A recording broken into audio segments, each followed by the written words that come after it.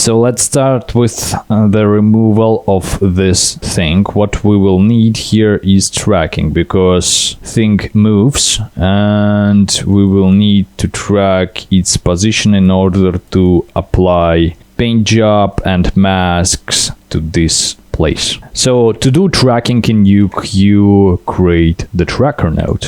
So most of the times when you create new nodes and connect them, you want your viewer to always be connected to the node you are working with. To track things in Nuke while your tracker is selected, you first should create a tracker, and to create it you hold Ctrl, Alt and left mouse button click will create the tracker. Inside of the tracker we always have two areas, the same way as in After Effects: the tracking area, the texture it will track, and the search area in which it will search for this texture. So I've just found some kind of frame on which I will try to track things forward. Like that, I will stop. When I will reach his jacket, I will stop. I said it didn't stop. If it didn't stop, then you can just delete the keyframes from the dope sheet. Let's create it to see the keyframes, which we wanna delete. Put it under the viewer like that. The dope sheet tab, I've created it by hitting here on this gray square here and gone to Windows and took the dope sheet out of it. Now I can see the keyframes. To zoom on things in Nuke, you can hit F. Then we can delete the keyframes we don't like that. Select them all and edit, erase or backspace. I always use erase option. So let's hide this dope sheet like that. Now we don't have the messed up track here, and we will deal with more complex track when we will reach the jacket a little bit later on. Let's track backwards first from the first keyframe, because we don't want to rewrite this tracking. That's already good. We don't need to rewrite it. Let's track backwards like that. Great. Now we have our animation. Let's see if the track stays great. Yes, it is in place. So now we can track this texture as it is being moved out of the frame. And probably this last frame I will also delete, as I am not sure about it, if it was properly tracked here. Instead of animating manually this thing behind the borders of the format, I will move my tracker by holding Ctrl and dragging it to another area like that, which won't get out of the frame, while this thing will get out of the frame and will take its movement from here. So I will track backwards frame by frame like that. Done. Now our track is done here and we don't see this area anymore. Let's move forward and do the same thing here. Let's see what we can track. This will be pretty tricky. We don't have enough features here for such thing, but we will try to track this thing here. That maybe make this texture area a little bit larger. Holding Control, move the tracker. If you won't hold the control, it will mess up your animation. Control Z,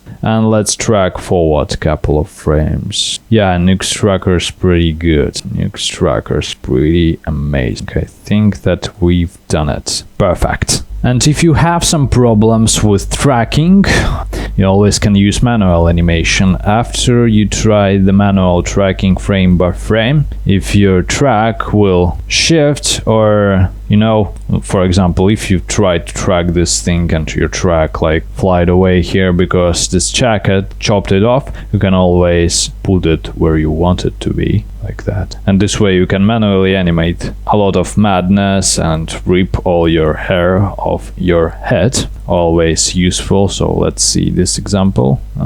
Yeah, so for example here my track was shifted and I wanted to move the way I need, so I will move it here like that. I will see that the distances between these dots is same, so that the movement will be same. And if I track one frame backward, it will work now. Yeah, you see a little bit not precise enough, but now it is. Cool. Now we've done our track for this part of the frame. it also appears there, but I guess we'll deal with it later on. Let's focus on this part of the footage now. So that's how to track in Nuke. Now let's do some important theoretical stuff. So before any compositing or even tracking, the compositor should degrain the footage, as the grain should be removed before compositing and restored after compositing. To do that, you take the denoise node, but if you have the reduce noise node, it will work a lot better and faster. I always use reduce noise because it works a lot better than the denoise node. The denoise node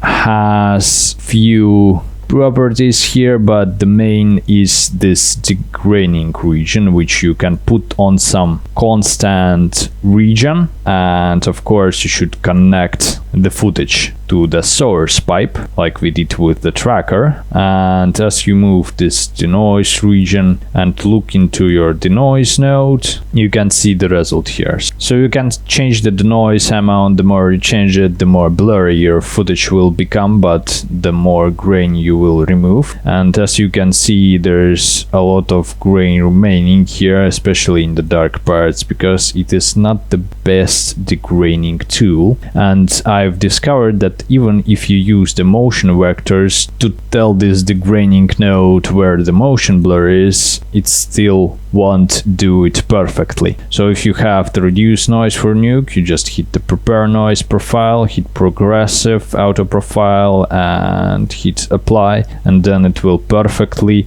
remove any grain you see, a lot better than the denoise node. Feels so bad to use this denoising here, but I should, because you probably don't have the reduced noise effect. But if you have, the degraining quality and overall the compositing quality will be better. It will be easier to work with it, to track it, because the grain will be removed. The other kind of useless nodes you can create in Nuke is dots. In the advanced part of the course, I will completely quit talking about user interface, so pay attention and ask questions if you are not comfortable with it.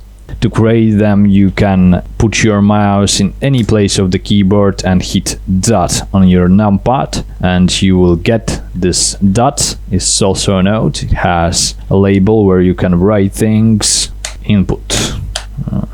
Change the font size. You can do this for any node, by the way, by going into its node tab. Every node has a label. So this tracker node can be called wall A, as it is the first track of the wall. The second one will be there. So the reason why you might need these nodes is for organizational purposes. You can have your tracker here, your reduce noise, or some other, operations going out of it. When the script gets large, they will be crucial. So they're not as useless as this denoise node, actually. Alright, so how do we output the transformation out of the tracker node? So first of all, we're gonna go to our transform tab to set the reference frame of the track, which gonna be like the main frame on which you're gonna clean up things and do stuff with the area which you're gonna apply the motion to. So let's set it to current frame, as it is pretty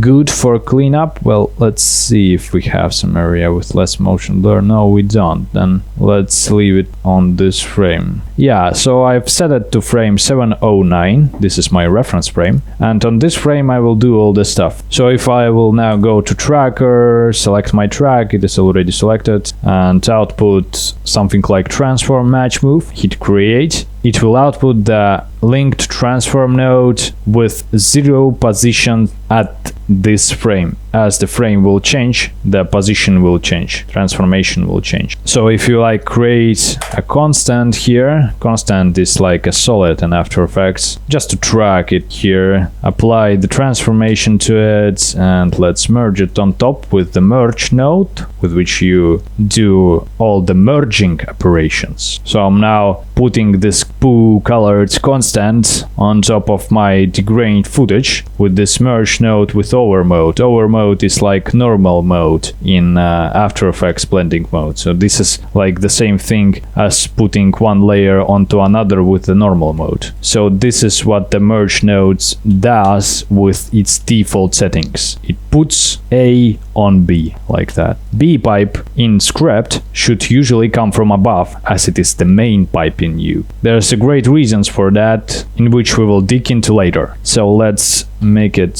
smaller, applying another transformation by hitting T. You create a transform node. T transform node, same as taking it out of the tab menu. So if I apply it, make it smaller, put it somewhere near here to see it better, can see that track works. So we don't have the scaling here, and looks like we will need another track to make it scale properly. As you see that our solid don't have any depth movement yet. And if we will create another track here, for example, somewhere here, we'll get the scaling between these two trackers and the rotation. So I'll go back to my tracker, switch to it with the viewer and close other nodes and just track something like that here with another track. Control Alt, left mouse button click, creating new track. So I will expand its search area to search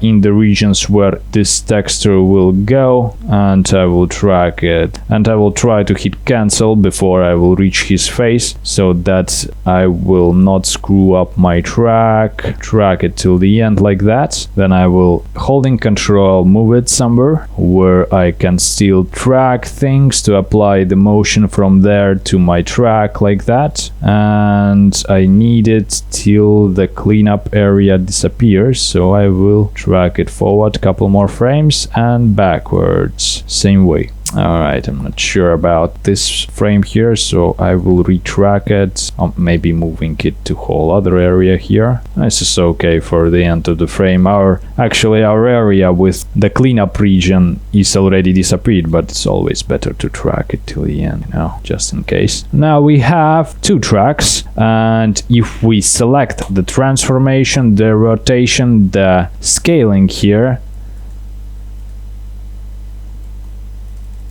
then we will have them linked in our transform node to our tracker node. You'll see that the rotation is 0 and scaling is at 1 in the reference frame, which is 709, our reference frame, which we've set in our tracker's transform tab. There's all settings of the tracker node, by the way. The tracks are here. Can add tracks manually by clicking this button without the hotkeys. Can average between the tracks by creating a whole new track. Out of two tracks, it will just find the mean and average them both to one track. Pretty useful. Then we have some settings which I honestly didn't ever use, but if you read into them you will see that there's some pretty useful settings here that you can use. And the transformation tab, basically you can use the tracker as the transform node with the transformation tab here. This has all the capabilities of the transform node. So now our constant, as you can see, it is scaling and rotating as we have the rotation and scaling applied to it. And our cleanup will now work a lot better, and if it won't, we will always be able to correct it with a little bit of manual animation. This will be a lot faster to do this instead of getting the perfect track. This is it for today's class. In the next class we will do the paint job to cover this region with the roto paint node. This is it for the second beginner class. The advanced course class, I guess I will do a little bit longer, but for beginners I think that this is enough for their virgin brains. So thank you so much for watching. My name is Kirill Pleshakov. Subscribe to my channel to wait for the next videos of this course, or for some crazy visual effects breakdowns I do while giving away the project files of my own shots. The link to Patreon with project files is always in the description below. Thank you so much for your support. Patreon is my only income right now. I don't want to be a slave anymore. I want to be a teacher of slaves. I think I'm getting too honest sometimes. That's why I'm open to your questions on Patreon and in the comments. Thank you so much. I'll see you in the next class. Goodbye.